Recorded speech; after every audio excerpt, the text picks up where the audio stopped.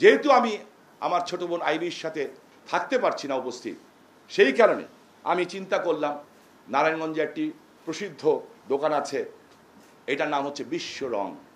এই রঙের যারা আছে তাদেরকে আমি অনুরোধ করেছি আর একটা শাড়ি আমার বোন আইভির জন্য আমার খোকন শাহ এবং আনোয়ার ভাইয়ের মাধ্যমে এই নৌকা মার্কার শাড়ি দুটো আমি আমার আইভির জন্য বানিয়েছি। এই নৌকা মার্কার শাড়ি দুটো পরে আমার আইভি যখন বিভিন্ন এলাকায় যাবে তখন সে বুঝবে যে আমার ভাই আমার সাথে না থাকলেও আমার ভাইয়ের দোয়া আমার সাথে আছে, এবং আমি বিশ্বাস করি সে এটা ফিল করবে। এবং আওয়ামী পরিবারে যা বিভেদ ছিল, আওয়ামী পরিবারে যা দ্বন্দ্ব ছিল, আজকে যারা আমাদেরকে চ্যালেঞ্জ দিয়েছেন তাদের চ্যালেঞ্জের কারণে আমরা বলতে চাই তাদের চ্যালেঞ্জের কারণে আমাদের জন্য সুবিধা হয়েছে।